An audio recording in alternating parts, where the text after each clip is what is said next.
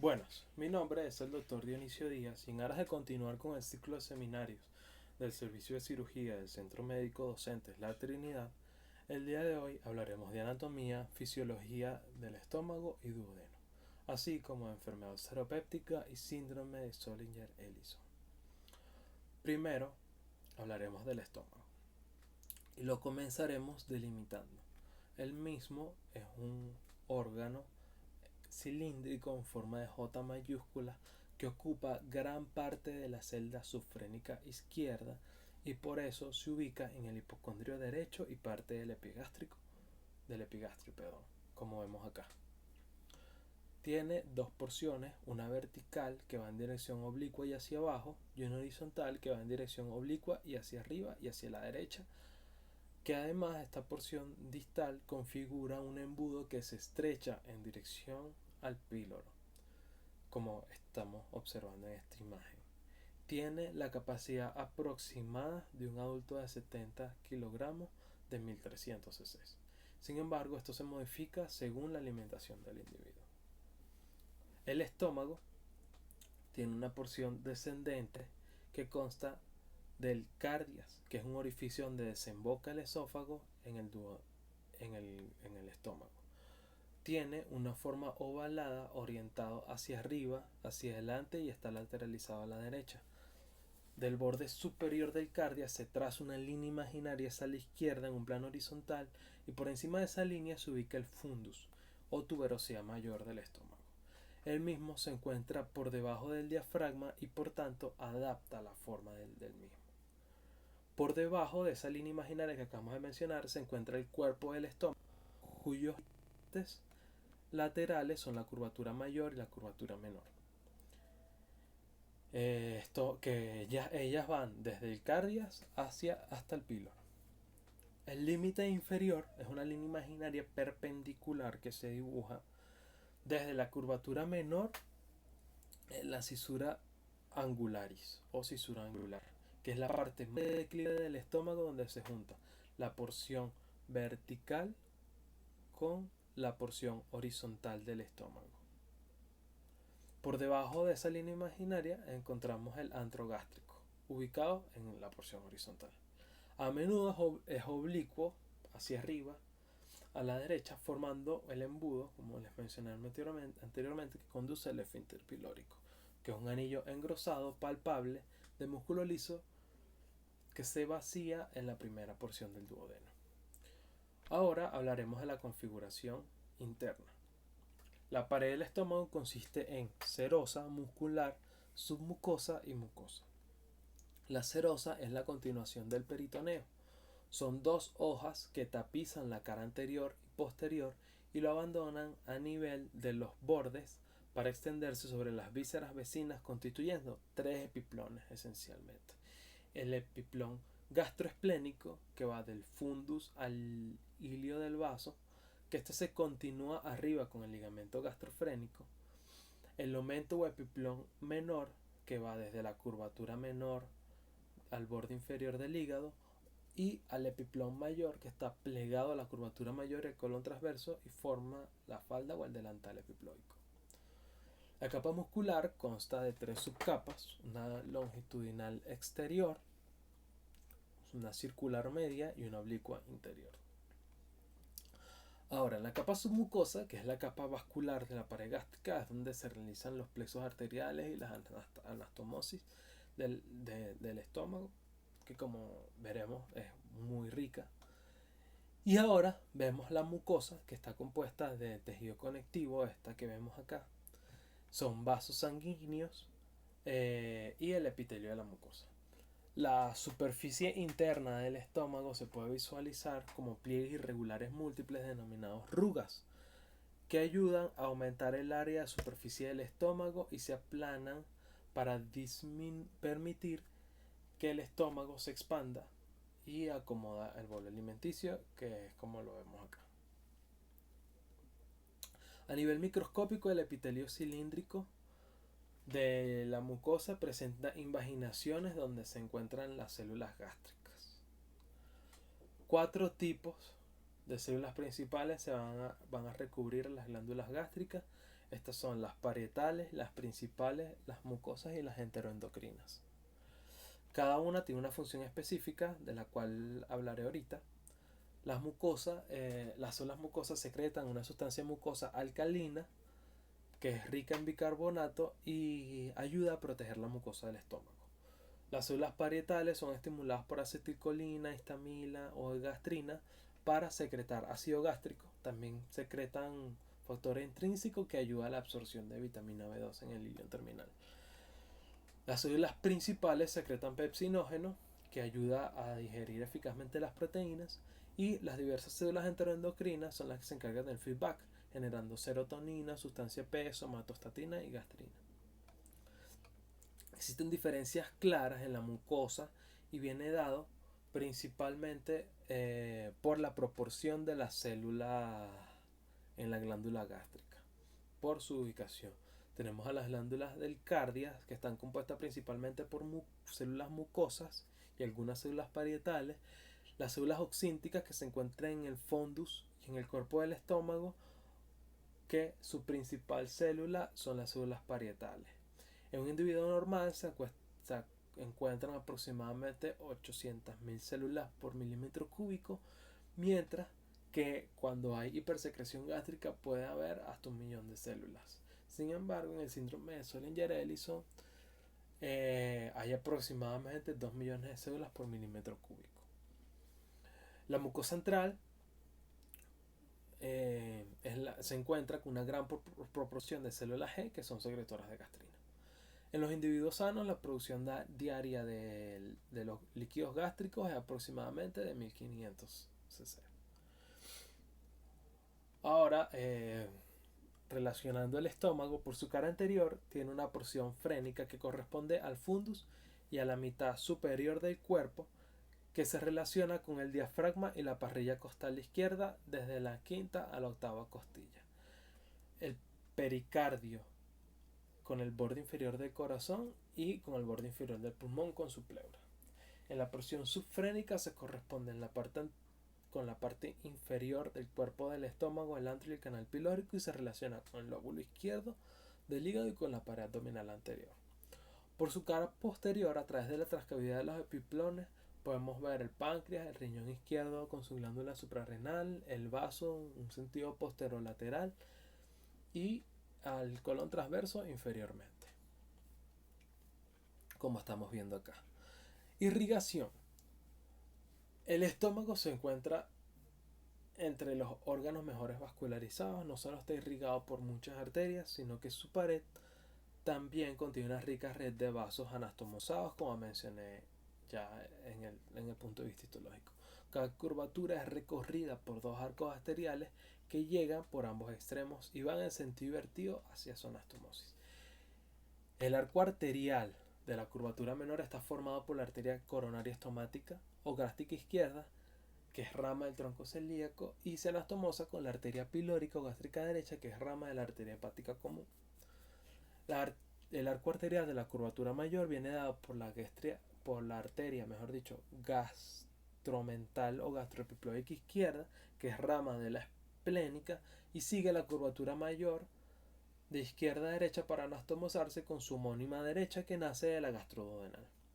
Ambos arcos arteriales dan ramas hacia caras del estómago, que son los que van a fomentar la anastomosis, y de forma independiente se van a generar arterias gástricas cortas que se encargan de irrigar el fundus y surgen de la arteria esplénica, de las ramas terminales principalmente. En cuanto al drenaje venoso, cada curvatura es recorrida por un arco venoso comparable con el arco arterial. El arco venoso de la curvatura menor está formado por la arteria coronaria estomática o gástrica izquierda, que sigue el sentido inverso a la arteria homónima y termina en la vena porta hepática. La vena pilórica o gástrica derecha nace de las ramas suprapilóricas o supraduodenales y drena igualmente en la porta. El arco venoso de la curvatura mayor está formado por las venas gastroepiploicas acompañando a sus arterias homónimas. La derecha desemboca sobre la vena mesentérica superior y la izquierda sobre la esplénica. Las venas gástricas cortas también terminan en la vena esplénica. Con respecto a los linfáticos, convergen hacia la curvatura menor y hacia la curvatura mayor y hacia el fundus. El área más grande de drenaje está en los vasos linfáticos de la curvatura menor, donde vamos a encontrar de arriba abajo los ganglios gástricos del cardias y los gástricos izquierdos, que se encuentran a lo largo de la arteria gástrica izquierda. Estos nodos acompañan la curvatura menor y drenan esta y gran parte del cuerpo del estómago. La siguiente área de drenaje más grande es la que drena el píloro y la parte inferior del estómago. Se encuentra a lo largo de la curvatura mayor, formando la cadena ganglionar gastroepiploica derecha, siguiendo la arteria homónima y los ganglios subpilóricos. La tercera área más importante de drenaje es la que se encarga del fundus y de la linfa y se vierte directamente en los ganglios esplénicos y gastroepiploicos izquierdos. Y la cuarta área que drena la porción superior del píloro, que desemboca en los ganglios suprapilóricos.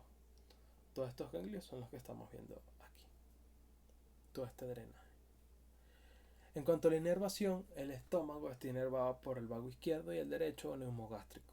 Descienden paralelos al estómago y forman el plexo vagal esofágico en una bifurcación entre la bifurcación traqueal y el diafragma. Desde este plexo salen dos troncos vagales, uno anterior y uno posterior, que pasan a través del letrero esofágico del diafragma, como estamos viendo acá en la imagen. El tronco anterior emite dos divisiones, una hepática y una gástrica anterior, que va a emitir una serie de ramos independientes escalonados uno debajo del otro siguiendo la curvatura menor. El tronco posterior da una división al tronco celíaco y una división gástrica posterior que va a emitir ramas análogas a la anterior.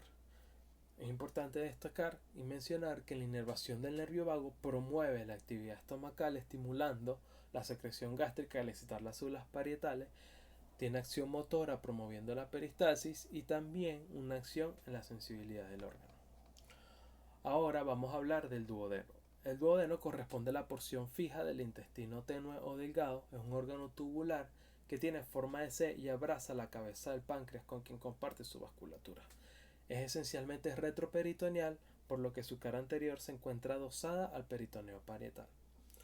En el duodeno se distinguen cuatro porciones. La primera parte, desde la extremidad pilórica a nivel de la primera vértebra lumbar, es oblicua y se dirige a la derecha, arriba y atrás hacia el cuello de la vesícula. La primera parte de esta porción se encuentra cubierta de peritoneo por delante y por detrás, siendo la única de esta manera, y va desde el píloro hasta la tinea gastrodenal y se encuentra unido al hilio gástrico por el ligamento hepatodenal. Se relaciona por delante con la cara inferior del hígado, con el cuello de la vesícula, por detrás con la vena porta, el colédoco, por arriba con el ligamento gastrohepático y por debajo con el borde superior de la cabeza del páncreas. Posteriormente viene la segunda porción, que desciende verticalmente abrazando la cabeza del páncreas a la derecha de la columna lumbar, formando un ángulo aproximado de 80 grados con la primera porción.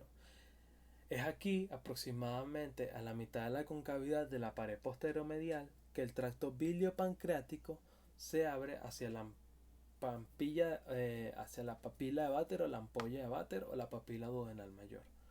Y un poquito más arriba, a 2 centímetros aproximadamente, se encuentra la papila menor, donde desemboca el conducto pancreático accesorio. Este segmento se relaciona por delante con la flexura cólica derecha, el colon transverso y asas intestino delgado. Por detrás, la vena cava, la cara anterior del riñón derecho y su hilio, por la derecha con el lóbulo derecho del hígado y por la izquierda con la cabeza del páncreas. La tercera porción, por delante de la cuarta vértebra lumbar, se acoda formando un ángulo de 90 grados con la porción descendente. Se dirige de derecha a izquierda pasando por debajo de los vasos mesentéricos superiores formando la pinza aorto-mesentérica. Se relaciona anteriormente con el mesocolon transverso y los vasos mesentéricos superiores, por detrás con la cava y el cuerpo de la cuarta vértebra lumbar, por arriba por el borde inferior de la cabeza del páncreas y por abajo con el intestino delgado. La cuarta porción sube por el lado izquierdo de la columna hasta, en sentido caudal, hasta la flexura duodenal, que es donde el ligamento suspensor del duodeno o ligamento de Treitz se une al mesenterio. Limita anteriormente con el mesocolon transverso por las psoas y el ilio renal izquierdo, a la izquierda con el colon, con los vasos mesentéricos inferiores, y por arriba se inserta el fascículo mostotendiloso de Treitz. Desde el punto de vista histológico, el duodeno está dividido también de serosa muscular, submucosa y mucosa. La serosa es una extensión del peritoneo que, como mencioné anteriormente, solamente cubre la cara anterior del órgano. La muscular está compuesta por dos capas de músculo liso, una capa externa longitudinal y una capa interna circular. El plexo mientérico de Auerbach se encuentra entre estas dos capas, que provee inervación motora a ambas capas y inervación secretora a la mucosa, y el plexo de Meissner, que se encuentra en la submucosa, que también tiene inervación secretora. Las glándulas de Brunner también se encuentran en la submucosa, principalmente en la primera y en la segunda porción del duodeno. Estas glándulas desembocan en las criptas del Lieberkühn a través de pequeños conductos secretores. Estas glándulas de Brunner van a generar una secreción viscosa alcalina que ayuda a proteger la mucosa del jugo gástrico.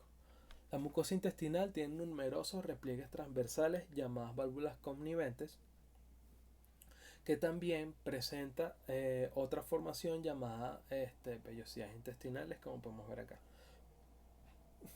de aproximadamente 1 milímetro de altura, y están diseminadas en toda la superficie del duodeno. Estas formaciones aumentan en gran medida el área de superficie de la mucosa. En consecuencia, tenemos que el duodeno tiene 4 funciones principales. La primera es alcalinizar el quimo, protegiendo la mucosa y facilitando la digestión. La segunda es absorber calcio y hierro, y la tercera, favorecer la descomposición de productos alimenticios, promoviendo la hidrólisis, la proteólisis y la absorción de grasas. Y 4, ejerce un control neuroendocrino sobre la motilidad y la secreción gastrointestinal. Ahora vamos a pasar por la vascularización del duodeno.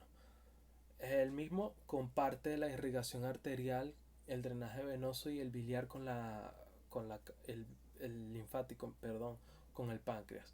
La irrigación viene dada por ramas del tronco celíaco y de la arteria mesentérica superior. De esta manera se forman dos arcadas pancreático-duodenales, la anterior y la posterior. Las ramas superiores de estas dos arcadas provienen del tronco celíaco y las ramas inferiores de la mesentérica inferior. El drenaje venoso viene dado por las venas pancreático-duodenales, que son paralelas a las arterias pancreático-duodenales y las acompañan en las arcadas anteriores y posteriores. Las superiores van a desembocar en la porta hepática y las inferiores en la mesentérica superior.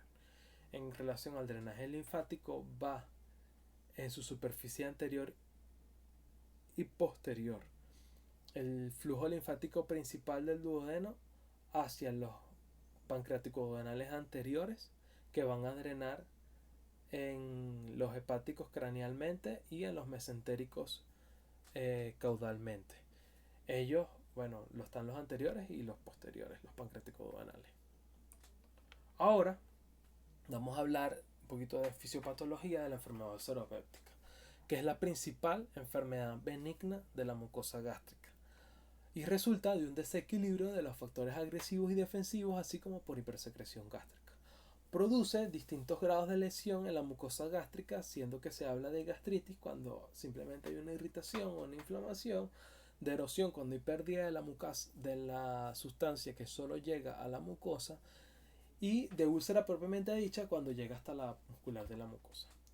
Las úlceras aparecen mayormente en el antro y en el bulbo duodenal. La enfermedad ulceropéptica está asociada a 2 o 3 factores principales, como son el Helicobacter pylori, el consumo crónico de AINES y la hipersecreción gástrica. Con relación al Helicobacter pylori, al adherirse al epitelio gástrico lo lesiona, generando una intensa respuesta inflamatoria. Y a pesar de eso, solo un pequeño porcentaje de los pacientes desarrollará úlcera péptica. Con relación a los antiinflamatorios, al inhibir la síntesis de prostaglandina, disminuye la producción de moco y el bicarbonato por parte de las células epiteliales, ya que evita, asimismo, el feedback negativo que tienen las prostaglandinas sobre la secreción de ácido gástrico. En cuanto a los pacientes con enfermedad seropéptica, también van a tener una respuesta secretoria aumentada, y esto se debe a un aumento en las masas de las células parietales, como en el síndrome de Sorin-Ellison, del cual hablaremos más adelante, o por la inexistencia de mecanismos inhibidores del retrocontrol, como pasa con los AINES.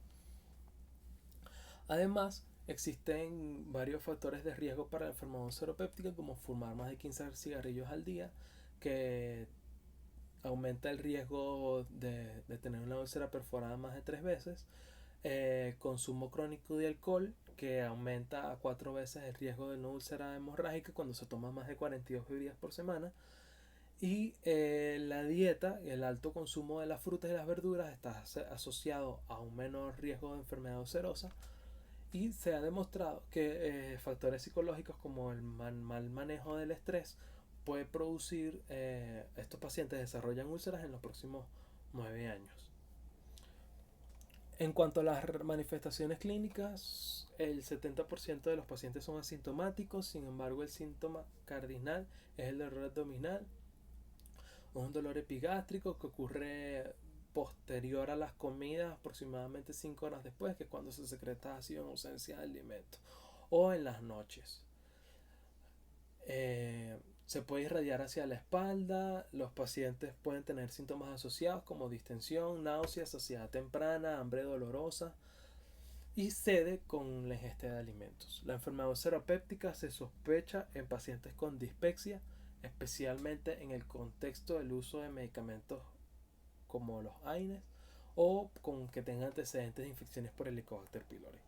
Se establece mediante la endoscopia digestiva superior con una sensibilidad del 90%. Sin embargo, sabemos que esto es observador dependiente.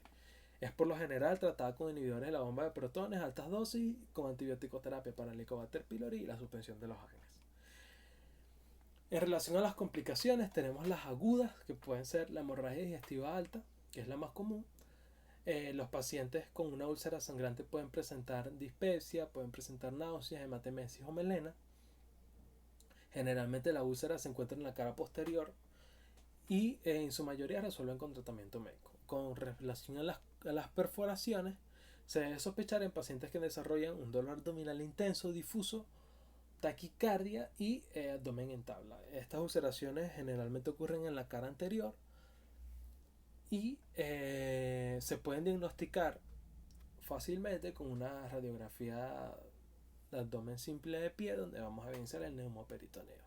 Una vez realizado el diagnóstico, generalmente el tratamiento es quirúrgico. Para las complicaciones a largo plazo, tenemos las úlceras localizadas en el canal pilórico o en el duodeno, que pueden causar obstrucción del vaciamiento gástrico por generar estenosis. Estos síntomas incluyen saciedad, distensión, indigestión, anorexia, náuseas, vómito, epigastralgia, pérdida de peso. Y las úlceras del canal pilórico pueden además irse ulcerando, generando fibrosándose en los bordes y penetrando toda la pared gástrica, y posteriormente penetrar a las distintas estructuras que están adyacentes, como por ejemplo el colon, el páncreas y las vías biliares. Ahora, para hablar de síndrome de Sorin-Ellison, primero debemos definir qué es un tumor carcinoide. Los tumores carcinoides son tumores bien diferenciados de las células neuroendocrinas, que generalmente se generan del tubo digestivo, aunque pueden aparecer en el páncreas, en los pulmones, en las vías biliares o en el hígado. En función de la existencia o no del síndrome carcinoide, que es un síndrome clínico producido por la liberación hormonal que generan este tipo de tumores, se pueden clasificar en funcionantes o no funcionantes. Entre los funcionantes tenemos el gastrinoma, que produce el Sorin-Ellison. Entonces, el Sorin-Ellison es una enfermedad ulceropéptica producida por hipersecreción de ácido gástrico como consecuencia de hipersecreción de gastrina, que es llevada a cabo por tumores originados en las células de la célula G del duodeno o en el páncreas, llamado gastrinoma. Estos pacientes tienen una incidencia anual de 0,5 a 2 por millón de habitantes y principalmente los pacientes diagnosticados están comprendidos en las edades 20 y 50 con mayor incidencia sobre los hombres que en las mujeres. Aunque los gastrinomas son uno de los tumores neuroendocrinos más comunes en el páncreas, el 25% solo son del páncreas y el 80% aproximadamente son duodenal. La secreción excesiva de gastrina de un gastrinoma da como resultado la alta producción de ácido gástrico, que generalmente es de 4 a 10 veces mayor, debido a la acción trófica de las gastrinas sobre las células parietales. En cuanto a los síntomas, el paciente con Zollinger-Ellison tiene unos síntomas ya mencionados, como los de úlcera péptica, que son epigastralgia, reflujo, esofagitis, pérdida de peso. Pero además se asocia la diarrea. Y se asocian claramente las complicaciones de la úlcera péptica, como el sangrado, la estenosis o la perforación. La diarrea clónica se explica ya que el pH bajo inactiva las enzimas digestivas pancreáticas, interfiriendo la digestión de las grasas, resultando en un esteatorrea. El síndrome de Zollinger-Ellison se sospecha en pacientes que tienen una úlcera péptica que mejora parcialmente con el tratamiento médico, pero que es recurrente. Y se les realiza una gastroscopia donde se evidencian múltiples úlceras en localizaciones inusuales, como la segunda o la tercera porción del duodeno. Además que se le toma biopsia y se encuentra que no está asociada al Helicobacter pylori o a un consumo crónico de AINE. Y también es importante sospecharla en pacientes con enfermedades endocrinas como la neoplasia endocrina múltiple 1, que está asociada al Zollinger-Ellison hasta en un 25% de los pacientes. El síndrome de Zollinger-Ellison, entonces, la secreción gástrica basal será mayor a 15 miliequivalentes hora y en promedio es de 37 miliequivalentes por hora. En estos casos, esto va a generar una pH gástrico menor a 2. Por ello, se debe medir la concentración sérica de gastrina en ayunas. Y si la misma es mayor a 10 veces el límite superior de la normalidad, es decir, mayor de 1000 picogramos por cc, en presencia de un pH gástrico menor de 2, esto ya es diagnóstico de Zollinger-Ellison. Pero aproximadamente 2/3 de los pacientes con este síndrome van a tener concentraciones gástricas intermedias entre 110 y 1000 picogramos, y en estos casos se debe realizar la prueba de estimulación con secretina. La misma se usa para diferenciar a los pacientes con gastrinomas de otras causas de hipergastemia y consiste en que la secretina estimula la liberación de gastrina por el gastrinoma, y en los pacientes con tumores de Zollinger-Ellison van a tener un aumento dramático de la gastrina sérica. Es importante destacar que el paciente va a haber suspendido los inhibidores de la bomba de protones mínimo 72 horas antes de la prueba y óptimo una semana. Un aumento en los niveles de gastrina de más de 120 picogramos sobre los niveles basales en ayuna tiene una sensibilidad cercana al 100%, una sensibilidad y una especificidad cercana al 100% para el diagnóstico de Zollinger-Ellison. Posterior al diagnóstico, es importante tratar de localizar el tumor por imágenes, bien sea por tomografía, por resonancia magnética, gammagrafía o PET scan con receptores de somatostatina, ultrasonido endoscópico. Sin embargo, es importante destacar que solo hasta el 80% de los gastrinomas logran ser localizados. Con respecto al tratamiento, los pacientes con Zollinger-Ellison deben comenzar con dosis altas de inhibidores de la bomba de protones, y si estos no pueden controlar la secreción de ácido gástrico, se pueden usar análogos de la somatostatina. Es importante mencionar que solo la cirugía ofrece al paciente la oportunidad de curación, que consiste en la resección del tumor o de los tumores. El 80% de estos gastrinomas curables se encuentran dentro del triángulo del gastrinoma o el triángulo de Passaro, el cual está limitado por la convergencia del conducto cístico y el biliar común, así como la unión de la segunda y la tercera porción del duodeno y la cabeza con el cuerpo del páncreas.